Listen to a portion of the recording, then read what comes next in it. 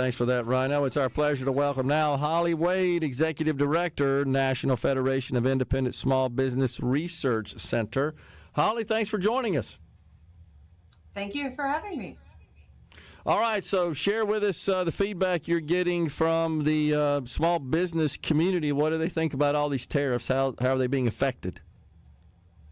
Sure. So there's a lot of uncertainty out there. Our Small Business Optimism Index, they did step back a bit this last month in March, and a lot of that was related to kind of rethinking what sales expectations are for the next quarter. So if you're saying that they believe sales will increase rather than decrease over the next quarter, and a lot of that is just the kind of rearranging the deck chairs as far as policy priorities. And, tariffs do play a part in that as far as, not quite understanding and the impact it might have on them, the size of the impact it might have on them.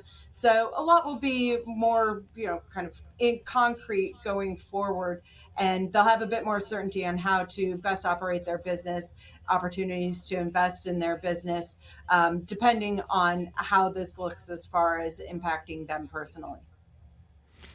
Okay, so what adjustments, if any, are they making now? Is this figuring into any expansion plans they might have, or capital expense investment, hiring, any risk taking, anything along those sorts? New innovation, perhaps adding new product lines, more branches, stores, all the above. So I think you covered most of them. The small business owners, when looking, so our survey was outside of the recent announcements on increasing tariffs on, the list of countries that were revealed. And so small business owners right now in their wait and see mode have scaled back on investments, capital spending plans, hiring plans, things that are, costly for their business, and not knowing how things shake out in the next quarter or two. That's really putting kind of a limit on their risk as far as investing in their business. So they're holding back on a lot of investments, more than we've seen before. And that's likely how this is going to go for a while, until these impacts on the increased tariffs, start filtering through the system, and they can better understand their increased costs, how they absorb those increased costs, whether it's through, efficiency measures that they take within their business. As you mentioned, rearranging product lines, if that's available to them, or in other ways. We know that increased costs, small business owners absorb those higher costs in a lot of ways, but primarily it's through increased prices of their goods or services. And so all of that takes a bit of time to get through the system. So we'll see where they all are in the next month or two through subsequent surveys. Have you received any reports from your members from the small, mid-sized business community where they are sharing that they've been notified from suppliers that costs are going up, be that on material inputs or inventory for resale? Yes, we certainly have heard from small business owners who were initially impacted by the steel and aluminum tariffs, the 20% on Chinese import tariffs. And so if they're importing those products, they have seen those prices increase as far as input prices into their business. And even some have seen prices increase in anticipation of the tariffs that we've now seen and were announced last week. So, kind of a variety of ways that they've been experiencing these higher prices because of the tariffs, whether they were already being enforced and enacted, or their vendors or suppliers were in anticipation starting to ratchet up prices on their goods and input costs. Yeah, I'm just trying to understand, perhaps from the supply chain perspective, how this might affect consumers at the retail level. That seems to be a bit unknown and uncertain at this point, but I think virtually everybody expects they're going to see the price of much of what they buy increase. Yes, for small business owners, the process of repricing their goods and service, it's a concern of whether they can stay competitive, either with their larger counterparts or with others in their industry that may be sourcing those goods from other countries that might have a lower tariff on them. So all of that navigating how they're going to move forward based on who they're supplying or who they're sourcing for their supplies and inventories is it's a bit complicated. It's time consuming. It's stressful, and so there's this level of uncertainty right now of how that all plays out in the next month or two, so that small business owners can keep supplying what their customers are looking for in the ways that they can at a competitive price. Yeah. Do they think in that sort of range of business size that this makes them less competitive, perhaps at a competitive disadvantage to the larger retailers in the retail sector, that is?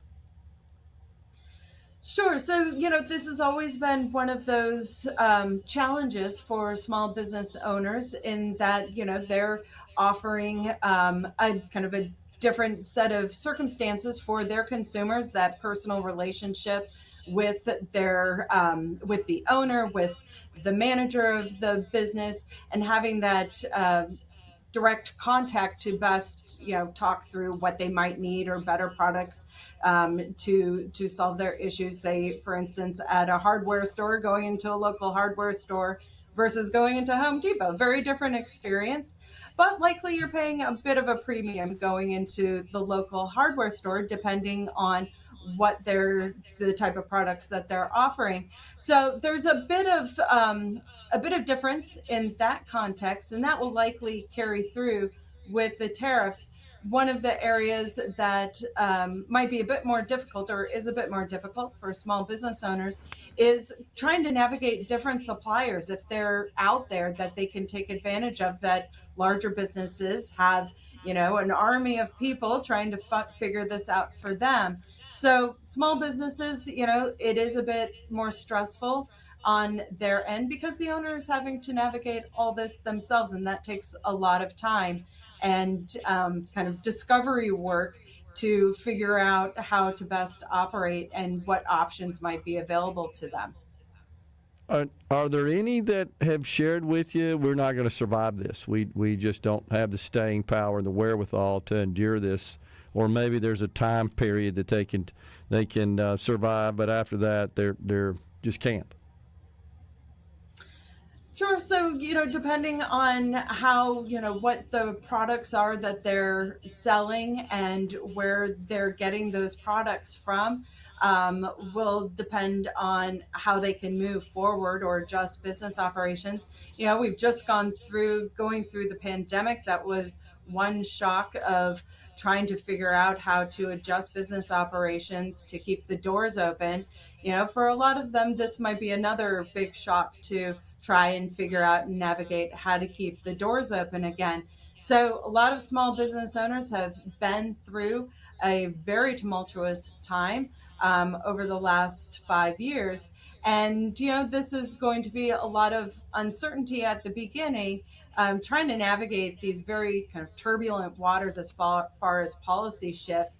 And then, trying to figure out how to adjust accordingly. So, there will be small business owners who are more impacted than others. But, we're here to try to help them figure out how to best move forward. What's the general position, if there is one, that your organization is taking, Holly, with respect to these policies?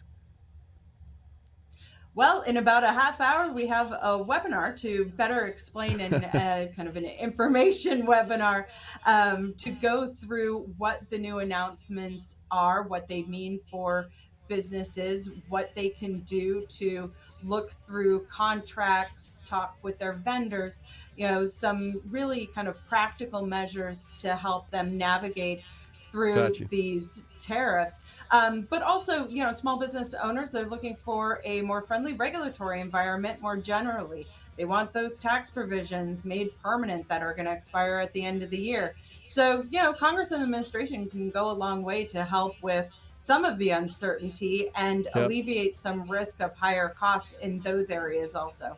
Got it. Holly, thanks for coming on. Enjoyed the discussion. Holly Wade, Executive Director, NFIB Research Center. Appreciate it. Thank you. We're coming right back, folks, in the Element Wealth